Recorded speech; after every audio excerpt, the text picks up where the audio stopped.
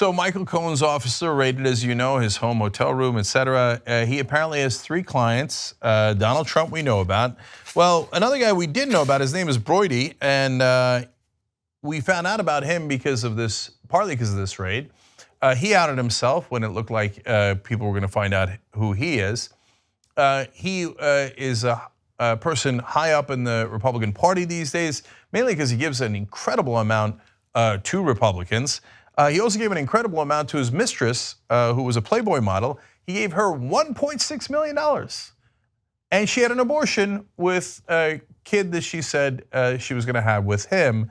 Now, we don't know if she was telling the truth or not, whether she was actually pregnant, but she claimed she had an abortion. And the guy says, well, I paid her the $1.6 million, but not for the abortion, if you say so. Now, those are 2 of the 3 clients. The 3rd client we didn't know. So here's what happened in the proceedings. As you can tell, I think you're about to find out who it is. Disclosing the identity of this 3rd unnamed client or other previous clients Cohen has engaged would, quote, according to his lawyers, most certainly be embarrassing and detrimental to those clients. Well, it has been so far. Looking forward to more.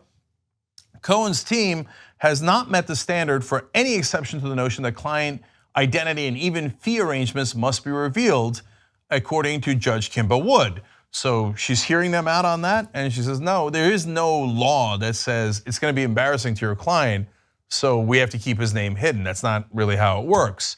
And you're not even proposing a legal precedent that I could rule on here. So continuing, I understand that he doesn't want his name out there, but that's not enough under the law, according to Judge Wood. So finally, they say, all right, give us the client. They're like, can we write it down? They're like, no, just say it, who's the client? And they had to finally say in court, the client's name is Sean Hannity. Dun, dun, dun, dun, as the world turns. And obviously that's why you're looking at Hannity's picture on the graphic. So we turn to Hannity for his response. We've been friends a long time, referring to Michael Cohen. I have sought legal advice from Michael. Well, do tell, on what? There was a report out today that it might have been on the issue of the ad boycotts on Fox News, and perhaps Hannity hiring private investigators to go after left-wing groups who might have started those boycotts. But Hannity came out with a statement later saying, no, that was not it. That's interesting, so that's not it. What is it then? Remember, the other 2 clients are Donald Trump, in a world of legal trouble, and panicked over what they might find, and Brody, who paid a Playboy model mistress $1.6 million. So geez, Lord mercy, Hannity, what have you done? So here's more tweets from Hannity responding. Michael Cohen has never represented me in any matter. I never retained him, received an invoice, or paid legal fees. I've occasionally had brief discussions with him about legal questions about which I wanted his input and perspective. But that's not what the papers say. The papers say you're client number 3. So he acknowledges that he did talk to Michael Cohen and ask for legal advice. He says he wasn't billed and wasn't officially a client, and none of this is important. Please look away. So wait, by the way, are you calling Michael Cohen a liar? Because I'm sure investigators and prosecutors looking into the different criminal actions of Michael Cohen might want to talk to you if you think Michael Cohen is a liar and you weren't actually his client. That's also interesting. Hannity says in another tweet, I assumed those conversations were confidential, but to be absolutely clear, but they never involved any matter between me and a 3rd party. What 3rd party might they involve? We'll get to that in a second. But first, I'm amused by Fox News' reaction to this story. This is the entirety of it when it broke. Watch.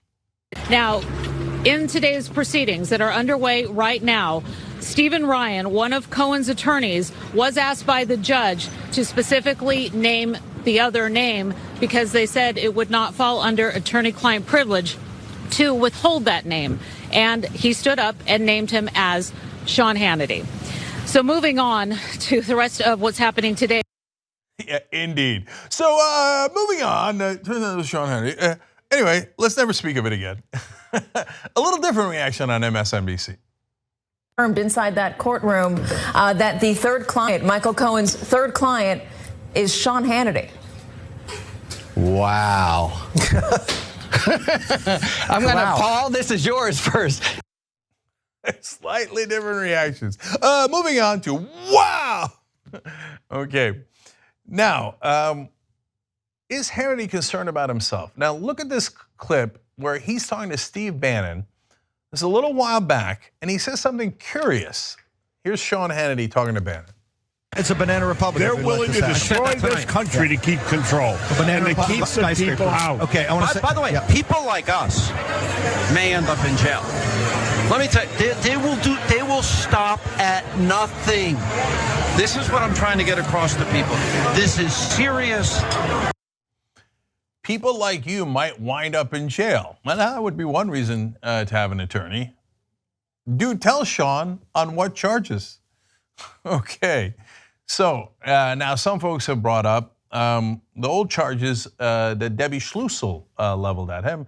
She's another conservative commentator. Now we go to Rachel Stockman, reporting for Law and Crime. It is unclear what Cohen's representation was regarding, and it was not revealed in court. However, there was a recent media scandal involving a woman who accused Hannity of making unwanted sexual advances, which matched the time frame exactly. In addition, at the time, Hannity said that he had retained a team of lawyers to fight the false accusations. Okay, well, Michael Cohen's a lawyer, so I don't know why he doesn't admit it, but I don't know that that's the reason at all, for reasons I'll get to in 1 second. In April 2017, Debbie Schlussel, a former Fox News guest, appeared on a local radio show last April and recounted an incident where she claims Sean Hannity asked her to a hotel, and when she rebuffed his advances, she claims she was ostracized by the network star. Now, I'm going to be fair to Sean Hannity here, probably a favor he will probably not return. But Debbie Schlussel, if you've ever seen her work, is not the most trusted source for news. And in that case, later she went on to say, well, he didn't invite me to his hotel room, he invited me to a hotel. They were on location in Detroit. And she said, well, they didn't let me on after I said no. And then she clarified, well, they did let me on again, but afterwards I was banned. Which one is it? And if you were banned afterwards, why? She says, oh, it's because they were discriminating against me. They claimed it was because because of my performance. Well, we do have a performance on tape. Now, these were some YouTube videos that she used to put up until we commented on them, and she got so embarrassed she left YouTube altogether. Anyways, here is, for better or for worse, and trust me, it's for worse, Debbie Schlussel. For Debbie Does Politics. So, the queen of daytime talk has endorsed BO. No, not the smelly BO, but the presidential BO. That's right, Oprah Winfrey endorsed Barack Obama, as you've probably heard. No, not that kind of BO. There is some chance that Fox News didn't discriminate, but didn't find her to be a compelling guest, or apparently a compelling editor. I'm needlessly amused by this part, but look at the edits here in this video about the $2,300, which she must have misstated in the beginning. Watch. While we're all regulated to a lousy $2,300 per presidential candidate. Sure, I can't really afford to pay $2,300 to any presidential candidate of my choice. Okay, now we're being gratuitous. Anyway, I'm not sure that I believe Debbie Schlussel's charges. They're not even charges. She said, I didn't file anything legally.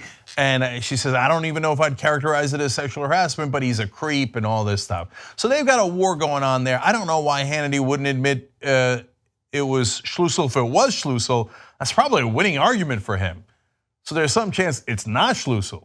And if it's not Schlussel, and it's not the ad boycott, and it's something that Cohen's own lawyers said would be very detrimental to client number 3.